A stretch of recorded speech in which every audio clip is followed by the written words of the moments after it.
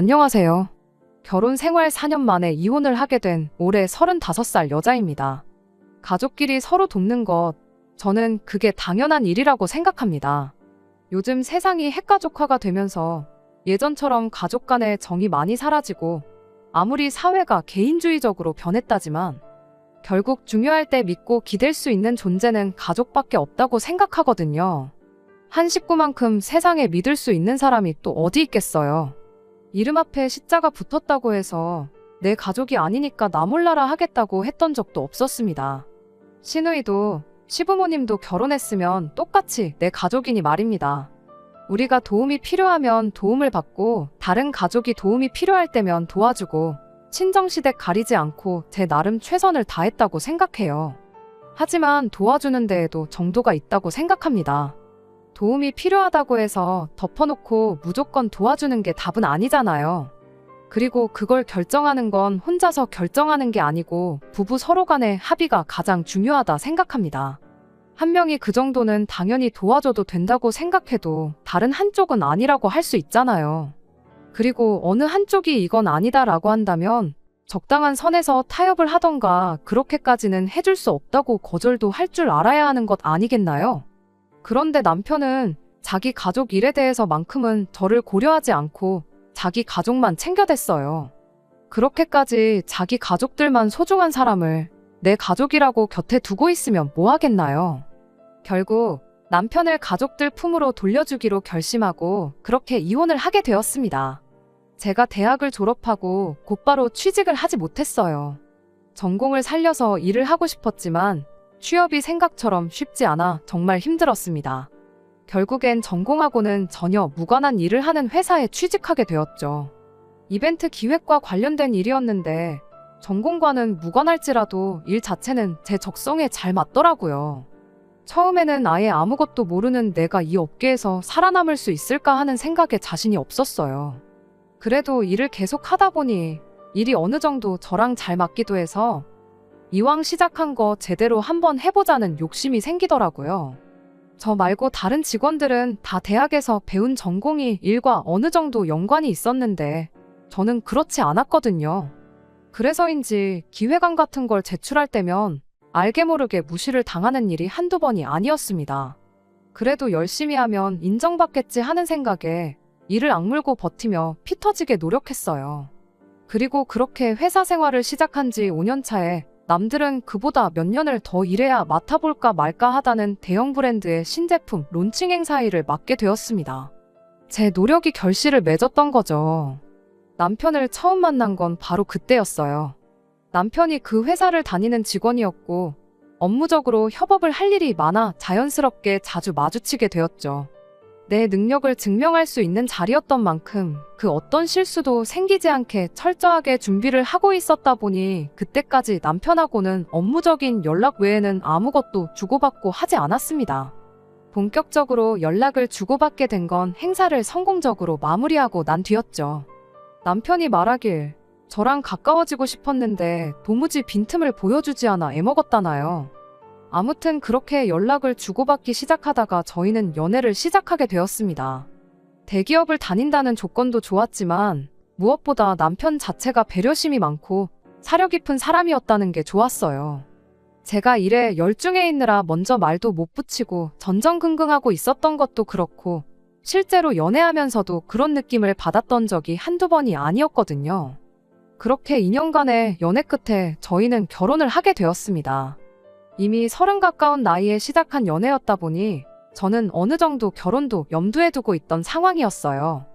하지만 그게 행여나 저 혼자만의 생각일 수도 있었기에 연애하면서 남편 가족들을 따로 소개받거나 했던 적은 없었습니다.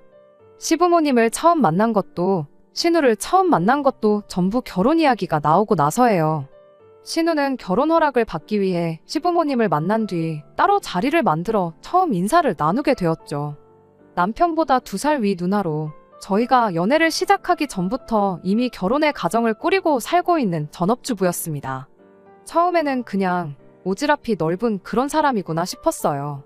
우리 결혼 준비하는 걸 도와주겠다며 눈치도 없이 데이트하는 자리에 따라 나오고 그랬거든요. 그냥 애도 없는데 전업주부로 산다고 시간이 남아 돌아서 따분해 저러는 거구나 생각했었는데 도와주고 싶다는 그 마음 자체는 고마웠지만 결혼을 신우가 하는 것도 아니고 우리가 하는 건데 뭘 자꾸 도와주겠답시고 사사건건 껴드는 건지 싶은 마음이 더 컸습니다. 당시 남편은 누나가 친해지고 싶어서 저러는 거 아니겠냐며 최대한 좋게 좋게 신우의 오지랖을 포장해 주려고 했었어요. 신우가 따라 나오고 싶다면 싶다는 대로 자리에 데리고 나오고 그랬으니까요. 그런데 어느 순간부터 신우가 너무 노골적으로 자기 하고 싶은 대로 저희 결혼 준비를 좌지우지 하려는 건가 싶을 정도로 간섭을 하기 시작하더라고요. 웨딩 사진이며 드레스 고르는 것부터 시작해 청첩장 디자인까지 하등 신우가 결정할 것들이 하나도 없는 부분이잖아요. 결혼을 내가 하는 건지 신우가 하는 건지 싶을 만큼 정도가 지나치다 싶을 때쯤 남편한테 단도직입적으로 신우가 그러는 게 좀 불편하다는 말을 직접적으로 꺼냈습니다. 남편은 저희 말에 이렇게 대답했죠. 우리 가족들이 원래 이렇게 무슨 일이고 서로 도와주고 싶어 한다고요. 누나가 이래라 저래라 한다고 누나가 하자는 대로 할 생각은 없으니까 걱정 말라고 그냥 도와주고 싶어서 저러는 건데 성의를 무시할 수는 없지 않냐며 다 친해지고 싶어서 저러는 거니 저보고 이해를 좀 해달라는 식이었습니다. 뭐 저렇게까지 말하는데 제가 어쩔 도리가 있었겠나요. 그래도 신우이의 조언이 아무 도움이 되지 않았던 건 아니에요. 딱 하나 마음에 들었던 게 있는데 그게 바로 결혼식장 식사 메뉴를 정하는 부분이었어요. 저도 사회생활하면서 결혼식을 몇 번 다녀와 봤다 보니 결혼식은 당연히 뷔페로 하는 게 맞다는 생각을 가지고 있었거든요. 그런데 신우가 하는 말이 뷔페가 호텔처럼 잘 나오는 것도 아니고 먹어봐서 알겠지만 음식 퀄리티도 별로라면서 차라리 스테이크나 갈비탕 같이 정갈하게 한 상 나오는 게 더 낫다고 그러더라고요. 자기도 멋모르고 뷔페로 했던 게 참 후회가 된다나 어쩌나 하면서요. 그렇게 이래저래 신우가 혼자 발품손품 팔아가며 예식장을 하나 찾아줬는데 분위기도 너무 좋았고 식사도 정말 괜찮았어요. 지금 생각해보면 그냥 신우가 뷔페보다 스테이크가 먹고 싶어서 그런 말을 했던 것 같기도 한데 뭐 그래도 덕분에 결혼식은 나름 성대하게 잘 치렀으니 그래도 도와준다는데 무조건 싫다고 할 필요까지는 없겠구나 그렇게 생각을 고치게 되었습니다. 아무튼 그렇게 결혼식을 올리고 난 뒤 저희 결혼 생활이 시작되었습니다. 세상에 누가 이혼을 염두에 두고 결혼을 하겠나요? 결혼 초반은 정말 남부러울 것 없이 행복한 시간의 연속이었어요. 결혼 전 남편이 했던 가족들끼리 서로 도와주는 가풍이 있다는 말처럼 시부모님 또한 여러 방면에서 저희를 도와주시고 그랬습니다. 맞벌이 하는데 집안일 같은 거 조금이라도 줄이는 게 좋지 않겠냐며 이런저런 반찬을 해주시곤 했죠. 시댁까지 거리가 꽤 돼서 항상 저희가 가지러 가기는 해야 했지만 그렇게 신경 써주시는 게 어디냐 싶었고 그 마음 씀씀이가 감사하기까지 했습니다. 그런데 이런 시부모님의 도움이 저를 위한 도움이 아니라는 걸 알게 되었어요. 가족끼리 서로 돕는다는 그 가풍의 진짜 의미를 알게 된 순간이었죠. 실제로 도움이 필요했던 건 저희가 아니라 신우이였던 겁니다. 일단 시부모님이 매주같이 챙겨주던 반찬만 봐도 항상 저희 것뿐만 아니라 시누이네 반찬까지 함께 챙겨주셨었거든요. 그리곤 너네 반찬 가져가는 김에 네 누나네 것도 챙겨다 주거라 매번 이런 식이었어요.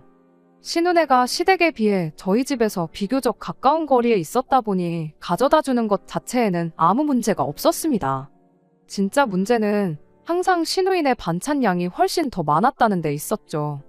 반찬통 크기만 해도 거의 2배 차이가 날 정도였거든요. 종류도 몇 가지나마 더 많았고 저희한테는 따로 안 챙겨주는 국 종류도 몇 개씩 있었어요.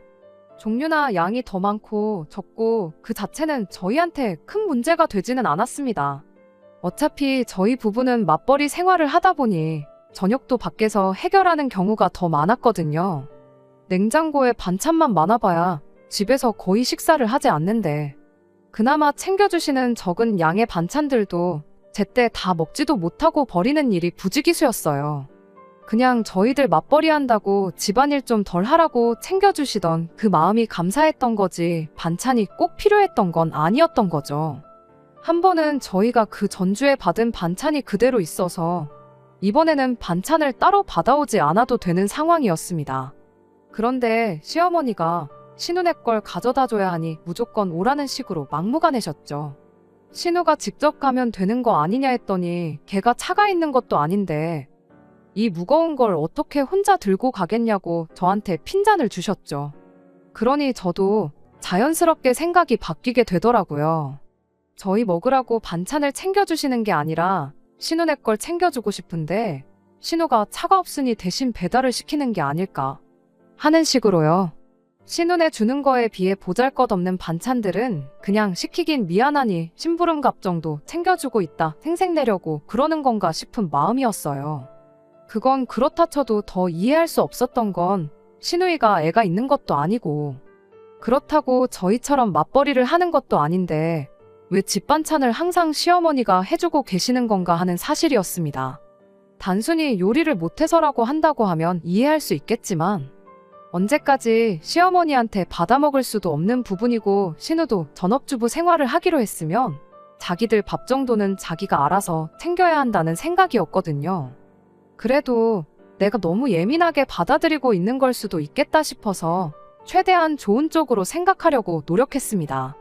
그런데 한 가지 사실을 알게 되면서 그 마음마저도 완전히 돌아서게 되었어요.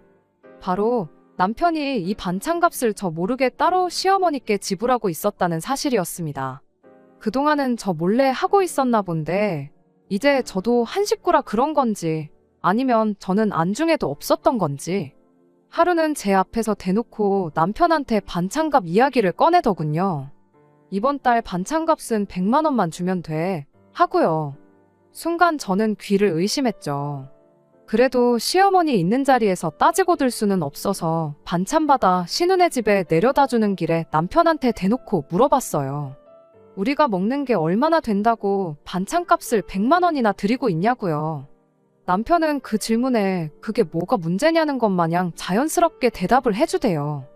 어디 이 반찬을 우리만 먹냐고 누나네도 먹지 않냐고 하면서 말이에요. 어머니가 반찬 만드느라 고생한 인건비까지 생각하면 오히려 너무 조금 들여서 마음이 안 좋다나 어쩐다나 당당하게 말을 하는데 솔직히 100번 양보해서 시어머니께 용돈을 드린다 생각하면 그 정도 드릴 수도 있다 이해할 수 있어요. 차라리 그렇게 말을 했으면 그동안 몰랐던 내용이지만 이해는 한다고 허나 시댁에만 용돈을 드릴 수는 없으니 친정부모님도 조금 드리겠다 말하고 말았을 이야기였겠죠. 그런데 당당하게 신우네 반찬값도 내주고 있다고 이야기를 하니 짚고 넘어가지 않을 수가 없었습니다. 시어머니가 이번 달은 100만 원만 주면 된다고 했던 말도 그동안은 100만 원 이상을 드리고 있었다는 말이나 마찬가지인 발언이잖아요. 여태까지 돈 들인 게 얼마인지 확인하자는 건 아니었지만 그래도 짚고 넘어갈 건 확실하게 짚고 넘어가야겠다는 생각이었죠. 그래서 남편한테 어머님이 고생하시는 건 맞는 말이지만 신우이네 반찬값은 신우이가 내야 하는 거 아니냐고 그렇게 따져 물었습니다. 그런데 남편은 마치 뭘 이런 사소한 걸 따지고 있냐는 듯한 표정으로 저를 쳐다보면서 대답을 하더군요.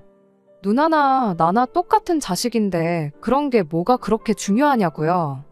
누나네는 외벌이인데 그렇게라도 반찬값 줄여서 생활비 부담 덜어주는 것도 좋은 거 아니냐대요. 그 순간 그동안 의문으로만 가지고 있던 것들이 머릿속에서 마치 퍼즐처럼 맞춰졌습니다. 신우가 집에서 딱히 하는 것도 없으면서 시어머니한테 반찬을 받았던 이유가 실은 반찬을 직접 해먹을 필요가 없었기 때문이라는 사실을요. 직접 해먹으면 해먹는 대로 돈을 더 쓰게 되는 꼴이니 그렇게 매주마다 시어머니한테 반찬을 받아다 먹고 있었던 겁니다. 그래서 남편한테 다시 따져 물었어요. 신우가 생활비 아끼는 것도 다 알겠고 그런데 심해부 외벌이로 돈이 부족하면 신우가 집에서 저렇게 일 안 하고 놀 게 아니고 알바라도 구해서 생활비를 보태는 게 맞지 않냐고. 안 그래도 우리 회사에 행사 있으면 진행요원 같은 거 당일치기 아르바이트식으로 많이 구하는데 그런 자리라도 소개해줄까 물었죠.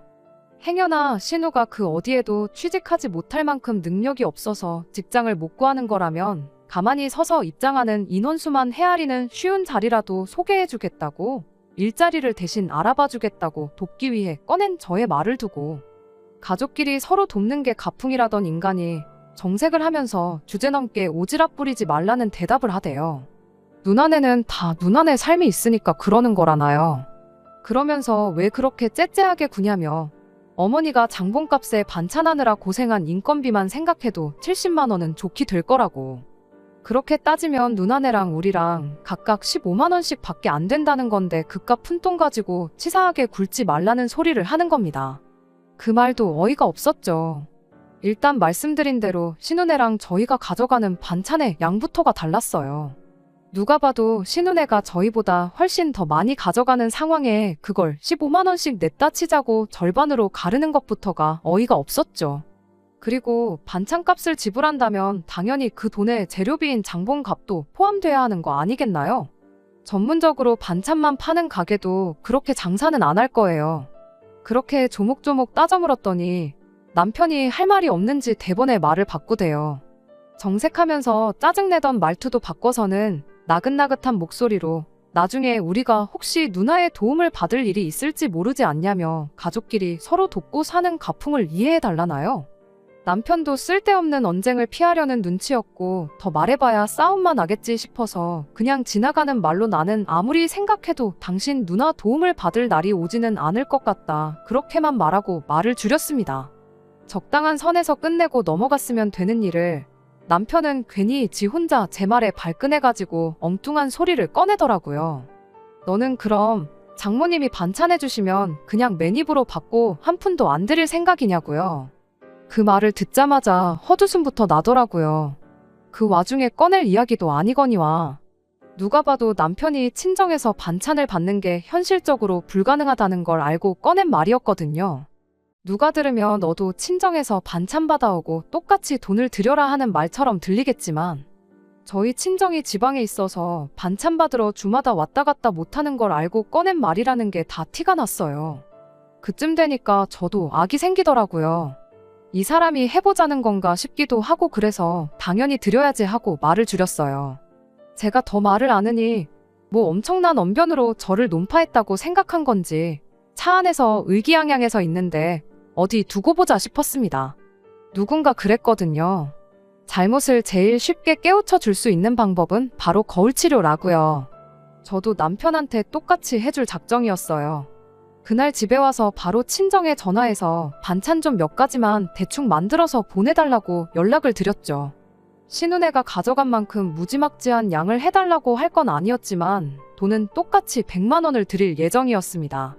제 아래로 동생이 있고 동생도 회사 때문에 혼자 떨어져 나와 자취하고 있는데 그 동생한테 훨씬 더 많은 반찬이 갔다고 대충 둘러댈 생각이었죠. 괜히 부부싸움한 거 티내고 싶지는 않아서 친정어머니께는 그냥 오랜만에 엄마가 해준 반찬이 먹고 싶어서 연락을 드린 거라고 했어요. 제 의도와는 다르게 친정어머니는 그걸 심각하게 받아들이셨던 게 문제라면 문제였지요. 생전 자취하던 시절부터 엄마한테 반찬 한번 해달라고 했던 적 없던 딸이 집밥이 그립다며 반찬을 보내달라고 거의 10년 만에 처음 부탁을 해왔는데 저희 어머니 딴에는 얼마나 신경이 쓰이셨겠나요. 그 부분을 제가 생각 못했던 거죠. 차라리 사실대로 말씀드렸으면 싶을 만큼 친정어머니께서 정말 5만 가지 반찬을 해서 보내주시게 되었던 겁니다. 친정어머니가 그만큼 많은 반찬을 하셨다는 것도 어머니가 택배를 보내고 나서야 알게 되었어요. 그때가 여름 한참 때였거든요. 아무리 냉장 포장을 꼼꼼하게 하셨다고 해도 거리가 있다 보니 운송 중에 시간이 꽤 걸리기도 하고 배달 중 차 안에서 음식끼리 흔들리고 서로 부딪혀서 상하는 경우도 많다고 하잖아요. 친정어머니가 우체국에 갔는데 당일 특급 서비스 같은 게 있는지 모르고 늦게 찾아가는 바람에 안 그래도 급하게 받아야 할 택배를 늦게 받게 되었던 거예요. 친정어머니는 이거 어떡하냐고 번거롭게 해서 미안하다고 저한테 전화를 주셨던 거고요. 저희가 맞벌이다 보니 한참 택배가 올 시간에 집에 아무도 없는 걸 아셔서 걱정이 돼서 전화를 주셨던 겁니다. 어찌어찌 택배가 일찍 도착한다 쳐도 택배가 집 앞에 도착할 시점에 못해도 반나절 정도 무더운 날씨에 그 반찬들이 밖에서 방치될 수도 있는 상황이 돼버린 거죠. 아무리 제가 남편에게 거울 치료를 해주겠다고 골려줄 생각에 부탁드린 반찬일지라 해도 어머니가 그렇게 고생하셔서 그 무거운 걸 혼자 포장까지 하고 택배까지 보내주셨는데 그걸 받자마자 못 먹게 만들 수는 없는 노릇이잖아요. 그러다 문득 남편이 저한테 했던 말이 떠올랐지요. 이렇게 베풀다 보면 언젠가 누나 도움을 받을 날이 있지 않겠냐고 했던 바로 그 말이요. 지금이 딱 그때구나 싶었어요. 신우야, 뭐 집에서 놀고 먹는 게 일인데 택배 하나 대신 받아주는 거야 어려운 일도 아니지 않겠나요? 지금까지 저 몰래 내 남편 돈으로 반찬들을 편하게 받아 먹었는데 그 정도 부탁은 부탁축에도 못 낀다고 생각했죠. 그래서 남편한테 신우한테 연락해서 내일 정오쯤에 우리 집에 와서 친정에서 보내준 택배 좀 받아달라고 부탁해달라고 말했어요. 그런데 남편이 또 저한테 정색을 하면서 우리 누나가 무슨 네 심부름꾼이라도 되는 줄 아냐며 짜증을 내는 겁니다. 이 말을 듣는 순간 진짜 어이가 없어서 웃음조차 나오지가 않더라고요. 남편한테 제가 바로 따져 물었죠. 가족끼리 서로 돕는 거라고 하지 않았냐고요. 언젠가 신우 도움을 받을 일이 있을 수도 있으니 그렇게 베푸는 걸 아까워하지 말라고 하지 않았느냐고 따졌죠. 지금이 내가 신우 도움이 필요한 그때라고 헛소리 말고 당장 전화해서 부탁하라고 그렇게 이야기를 했는데 남편이 그건 도움이 아니잖아 하면서 제 말을 딱 잘라버리대요. 가족끼리 서로 돕는다고 했던 건 맞지만 그건 돕는다고 볼 수 없는 일이래요. 그러면서 말도 안 되는 소리를 얘라고 들더군요. 내가 처제, 그러니까 제 동생을 우리 집에 불러다가 청소 빨래나 설거지 같은 거 시키면 네 기분은 좋겠냐고요. 제가 신우한테 부탁하려는 게 그런 거랑 마찬가지랍니다. 그런 사소한 걸 시켰다가 누나 기분이라도 상하면 어쩌려고 그러냐는 거죠. 정말 기가 막히고 코가 막혀서 채 타고 혀를 찰 수도 없었습니다. 그럼 당신이 신우네 반찬값 100만 원씩 내주는 건 도와주는 거고 택배 좀 받아달라는 건 심부름이냐고. 도움이라는 게 사소한 일이나 큰 일이나 마찬가지인 거지. 돈 얼마 썼다고 생색낼 수 있어야 큰 도움이고 별거 아닌 도움은 심부름이라고 말하고 싶은 거냐고 한마디 따졌죠. 하지만 남편은 끝까지 그건 해주는 사람의 기분에 따라 다른 거라며 절대로 안 될 일이다 단호하게 나왔어요. 끝내 신우한테는 물어보는 신용조차 하지 않더군요. 그럼 저도 이제 더 이상 참고만 있지는 말아야겠다는 생각이 들었습니다. 네가 이렇게 나온다면 나도 똑같이 치사하게 나가야겠다는 생각뿐이었죠. 택배도 제가 직접 받기로 했어요. 회사에는 사정을 설명하고 조금 일은 퇴근을 했죠. 오히려 회사에서 뭐 그런 걸 가지고 반차까지 쓰냐며 그냥 다녀오라고 시간까지 비워주대요. 누가 남이고 누가 가족인지 정말 어이가 없었습니다. 그래도 할 일은 마치고 가야 했다 보니 제가 집에 도착했을 때 이미 택배는 도착해 있었어요. 다행히 냉장 포장을 워낙 꼼꼼하게 해주셔서 반찬들에는 아무 문제도 없었고 오랜만에 엄마 손맛도 느낄 수 있었네요.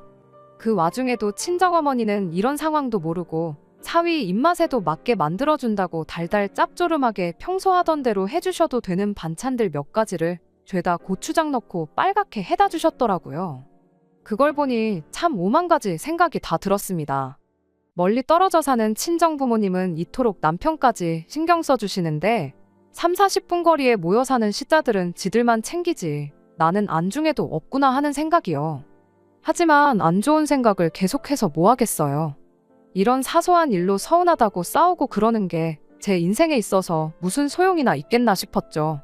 이미 2년 가까운 세월을 나 모르게 시어머니 용돈에 신우 반찬값까지 퍼주고 있었다는 사실만 두고 봐도 이미 남편이 먼저 부부간의 신뢰를 저버린 거나 마찬가지인 상황인데 이때 끝장을 봤어야 했던 걸 그냥 좋게 좋게 시어머니 용돈 드린 걸로 치자. 그리고 시어머니가 그 용돈으로 당신 안 쓰고 외벌이하는 딸을 챙겨주신 거라 생각하자고 그렇게 쉽게 넘어갔던 게 저희 불찰이었습니다. 친정집에 대한 이중적인 태도를 보인 것, 몰래 시댁에 돈 퍼주는 것만 해도 이미 충분히 부부간의 신뢰를 저버리고 이혼 사유가 된다는 걸 알았음에도 네 돈으로 네 가족 챙기는데 내가 뭔 상관이냐 넘어가고 나도 그냥 이제부터 내 가족이나 챙기련다 하고 똑같이 나온 게 문제였지요. 그날 이후로부턴 남편이 생활비만 제대로 가져다주면 신우 반찬값을 내주던 신우네 외식을 시켜주던 신경을 끄고 살아버렸거든요. 시어머니가 해다주는 반찬도 일부러 안 먹고 신우네 반찬 가져다주는 일도 전부 남편 혼자 알아서 하라고 해버린 거예요. 이러나 저러나 신우한테 그런 식으로 남편 돈으로 흘러들어가고 있다는 사실을 몰랐을 땐 그래도 부부 사이 하나만큼은 좋았거든요. 그냥 여태 했던 것처럼 모르는 척 둘이서만 사이라도 좋게 지내면 문제없다 그런 생각이었는데 왜 그때는 그런 생각을 안 했는지 모르겠어요. 나 모르게 남편이 신우한테 반찬값이라고 퍼주는 것, 그것 말고도 다른 게 있을 수도 있다는 의심을 말입니다. 그때 철저하게 샅샅이 뒤져서 아예 그런 걸 차단했어야 했는데 너무 안일하게 그게 끝이라고 혼자 지레짐작하고 넘겼던 게 문제였어요.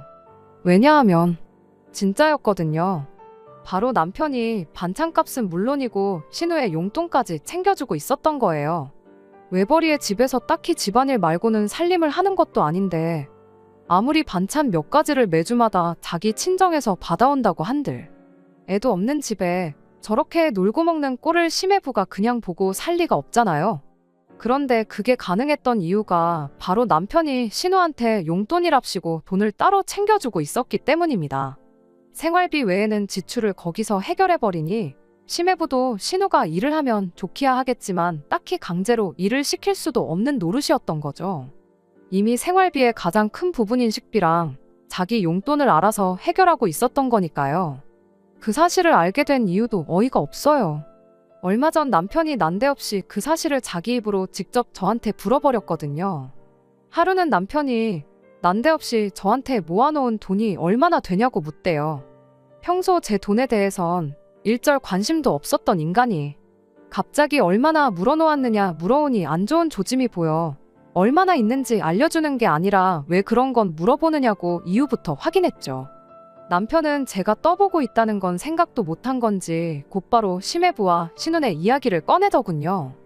일단 심해부는 그냥 평범하게 회사 다니는 직장인이에요. 그런데 다니고 있던 회사가 근래 사정이 안 좋아지면서 강제로 희망퇴직을 당하게 되었던 겁니다. 말은 희망퇴직이라고 포장하긴 하는데 선택권이 없는 거나 마찬가지였다 해요. 그래도 희망퇴직이라고 퇴직금 말고도 위로금으로 1억을 더 받아왔다고 하는데 암만 신우네가 아이가 없다고 한들 저금도 따로 없는 집에 퇴직금 6천 정도의 위로금 1억 받아온 걸로 두 사람이 버텨봐야 몇 년이나 버티겠나요. 새로 일자리를 구해보려고 했지만 요즘 같은 상황에 새로 일자리 구하는 것도 쉬운 일이 아니었답니다. 그러니 마음이 다급해진 심해부가 언젠가부터 신우를 닥달하기 시작했대요. 저는 당연히 닥달했다는 게 너도 이제 일을 구해 생활비를 보태라 뭐 이런 소리인 줄 알았거든요. 그런데 그게 아니었어요. 남편이 자기가 여지껏 누나가 매형 눈치 안 보고 살 수 있게 매달 100만 원씩 보내주고 있었다는 소리를 그때 처음 해왔죠. 어찌나 당당하게 말하던지 어이가 없는 걸 떠나서 따져 물을 겨를도 없었습니다.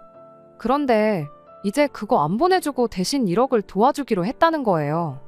매형이 누나랑 같이 창업을 하려고 하는 것 같은데 당장 돈이 1억 정도가 모자라는 상황이라나요? 그러니까 심해부가 신우한테 말하길 그 100만 원씩 받는 거 그거 받아와 봐야 네 쓰고 싶은데 쓰지 않냐고. 그러니까 그건 이제 그만 받고 안 받는 대신에 한 1억 정도를 한 번에 받아오라고 했다는 거예요. 어이가 없었죠.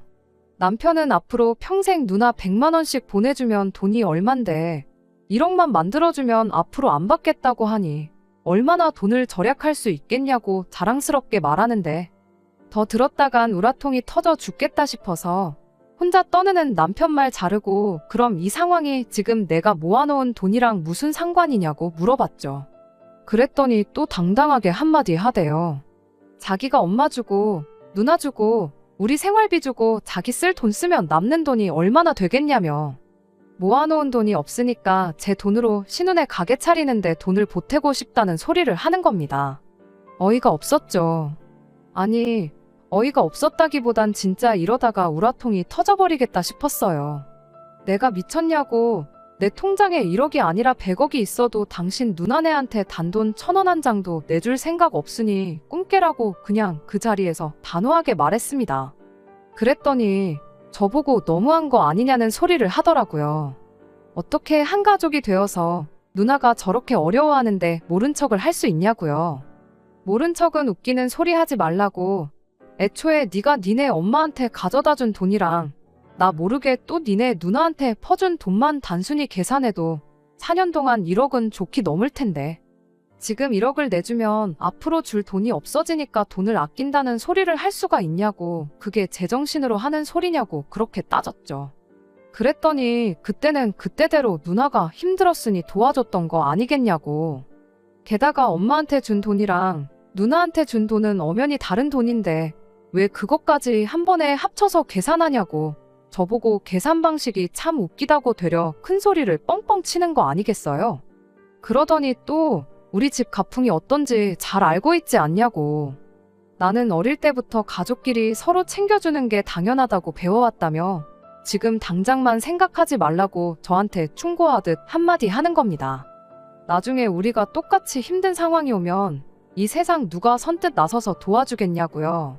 힘들 때 기댈 수 있는 건 이 세상에 가족밖에 없는 거 알지 않냐며 또다시 가족 타령을 하고 있는 겁니다. 아니, 가족끼리 끈끈한 거 내가 몰라서 이러냐고. 나는 니네 가족 때문에 힘들면 힘들었지. 뭐 하나 도움받은 적 한 번 없다고 한마디 해줬습니다. 가족 핑계로 한쪽만 일방적으로 희생하라고 하지 말라고. 챙기고 싶으면 네가 네 돈으로 챙기라고 가족끼리 서로 돕는다는 그 말도 이젠 우습지도 않다고 했어요. 너한테 가족이란 이름 앞에 시자 붙어있는 네 가족뿐이지 않냐 한마디 했습니다. 그렇게 한참 따지는데 답답해하고 있는 남편 꼴을 보자니 이걸 설명하고 있는 제 자신도 우습고, 저렇게 강하게 나오는 걸로 봐선 제가 끝까지 싫다고 할 경우 어디 빚이라도 내서 기어코 누나를 도와주겠구나 싶더라고요. 그래서 그냥 제가 포기하기로 했어요. 당장 돈이 없으면 내가 돈 마련할 방법 알려주겠다고. 나랑 이혼해서 재산 분할 받아가라고 한마디 해줬죠. 나는 이제 니네 가족 안 할 테니까 그 돈 받아다가 누나를 챙기든 엄마를 챙기든 둘 다 챙기든 네 좋을 대로 하라고요. 어차피 진짜 이혼하려고 꺼낸 말이었고 남편이 제 말을 듣고 잘못을 깨달아 사과해온다고 한들 받아줄 생각도 없었습니다. 그런데 이 가족에 미친 인간이 기어이 진짜 그 방법밖에 없겠냐면서 하는 수 없이 이혼을 해야겠다는 식으로 나오더라고요. 너랑 나는 뭐 서류 한 장으로 가족이 된 거고 서류 한 장으로 다시 남이 될 수 있는 사이지만 피가 섞인 가족은 무슨 수를 써도 남이 될 수는 없는 거 아니지 않겠느냐면서 말이죠. 그러더니 대신 재산 분할은 정확히 절반 나눠서 가져가는 걸로 하자는 겁니다. 내가 미쳤냐고. 여태 네가 니네 가족 퍼준 건 생각도 안 하고 내 돈까지 합쳐서 절반을 가져갈 생각을 하느냐고. 염치 좀 있어봐라 했죠. 어차피 결혼할 때 반반 가지고 했으니 결혼할 때 가져온 만큼만 딱 잘라서 가져가라 그렇게 한마디 해줬습니다. 그런데 기어이 남편은 그렇게는 안 되겠다고. 내 돈까지 합쳐 절반 재산 분할을 받는 게 이치에 맞다며 소송 준비를 하기 시작했어요. 어디 한번 할 테면 해봐라 였습니다. 저는 소송에서 질 자신이 없었거든요. 그리고 역시나 남편이 시어머니와 신우한테 돈을 주기적으로 보내고 있던 기록이 고스란히 남아있어 재산 형성의 기여도가 전혀 없었다는 걸 인정받아 남편이 원하는 대로 재산 분할을 절반씩 나누는 일은 없었네요. 기어이 진흙탕 싸움 끝장을 보자고 먼저 나온 건 남편인데 제가 거기서 남편 사정을 더 봐줄 필요가 뭐가 있었겠어요? 그 길로 저는 바로 위자료 청구 소송에 들어갔고 유책 배우자였던 남편에게서 2천만 원의 위자료를 받아낼 수 있었습니다.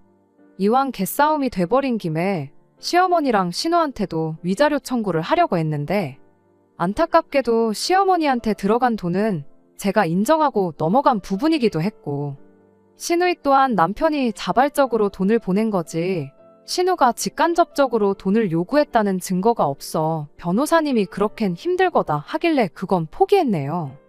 그래도 남편이 원하던 대로 재산 분할 안 해주고 위자료에 소송비까지 다 물린 게 어디냐 싶어 그냥 거기서 만족하기로 했습니다. 그렇게 남편과는 완전한 남남이 되어버렸죠. 그 후로 남편은 저한테 위자료 내주고 나머지 분할받은 그 돈으로 결국 신우네 가게 차려주는데 돈을 보태줬던가 봐요. 대신 오갈 곳 없어진 남편은 신혼에 들어가서 살기로 했다던데 얼마 전 시어머니한테서 연락을 한 통 받게 되었어요. 대번에 저한테 대놓고 묻대요. 혹시 지난 날은 다 잊고 남편하고 재결합을 할 생각은 없느냐고요. 솔직히 저는 그럴 생각이 눈꼽만치도 없었지만 갑자기 저렇게 나오는 이유가 뭔가 궁금하긴 하더라고요. 그래서 약간 여지를 주는 척하고 무슨 일이 있느냐 물어봤어요.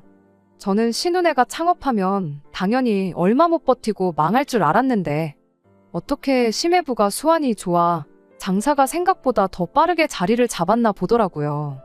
그런데 문제는 이제 먹고 살 걱정이 없어지니까 방 한 칸 차지하고 살고 있는 남편이 불편해졌던가 봐요. 얼마 전에 둘이 이제 아이를 갖고 완전한 가정을 이루고 싶은데 그러려면 남편이 방해가 된다고 나가달라는 말을 해왔대요. 가족이라면 끔찍히 생각하는 남편이었다 보니 또 그 와중에 돈은 돈대로 퍼주고 누나가 원하는 대로 짐 싸들고 시댁을로 들어갔는가 봐요. 그런데 시어머니도 막상 장가 보냈다가 이혼당해 집으로 돌아온 아들이 반갑지만은 않았던 거죠. 저한테 연락한 이유도 그 때문이었어요. 다시 품에 끼고 살다니 번거로워서 저한테 다시 데려가 달라고 연락을 해온 거였던 겁니다. 자초지종을 듣자마자 어머님한테 한마디 했죠. 제가 미쳤냐고, 어서 애물단지를 이혼한 며느리한테 다시 떠넘기려고 하느냐고요. 괜히 그거 받아줬다가 또 지네 집구석지 가족들한테 퍼주고 사는 꼴을 또 보고 살라는 거냐고. 힘들 때 서로 돕는다던 그 가풍은 어디 걔한테 줘버린 거냐 따져 물었죠.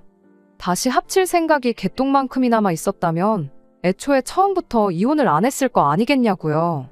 이혼당해도 자기 챙겨줄 가족이 있으니 그거 믿고 이혼한 거 같은데 엄마고 누나고 이렇게 나오면 아들 동생 마음이 어떻겠냐고.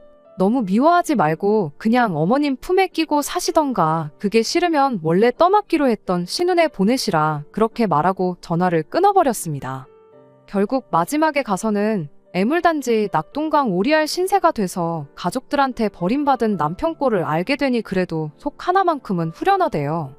믿었던 엄마마저 자기를 애물단지 취급하고 있는데 남편이 무슨 선택지가 또 있겠나요? 세상 소중한 자기 가족들 불편할 거 생각해서 어디 나가서 혼자 살던가 하겠죠. 돈이야 다시 벌면 되겠지만 당장 수중에는 땡전 한 푼 없을 테니 어디 고시원 신세는 면치 못하게 되었겠네요. 뭐 지팔자 지가 꼰 건데 누구 탓을 하겠나요? 저 또한 누구 탓 하나 하지 않고 이렇게 인연을 더 낭비하고 이혼하게 된 제 신세를 제 탓을 하고 있는데 말이에요. 그래도 가족만 오매불망 바라보던 남편의 말로가 저렇다니 그거 하나만큼은 정말 제 속을 후련하게 만들어줬어요. 여지껏 소갈이 해온 거 조금이나마 위안이 될 만큼 말입니다. 결혼하고 나서도 가족들을 잘 챙기고 싶은 사람들이 있다면 제 이야기를 잘 들어주셨으면 좋겠어요. 양쪽에 똑같이 잘할 거 아니면 애초에 그 어디도 챙기지 말라고요. 결혼은 두 사람이 만나 한 가정을 이루는 거잖아요. 물론 부모 형제가 남이 되는 건 아니지만 진짜 지켜야 할 건 새로 이룬 내 가정이라는 사실을 염두에 줬으면 좋겠습니다. 진정 가족을 위하는 사람이라면 내 가정부터 지킬 줄 아는 사람이 되었으면 해요. 그럼 저는 여기까지만 하고 저희 사연을 줄이도록 하겠습니다. 끝까지 들어주셔서 감사합니다. 오늘의 사연은 여기까지입니다. 구독과 좋아요, 알람 설정 부탁드리고 더 좋은 사연으로 다시 찾아뵙겠습니다. 감사합니다.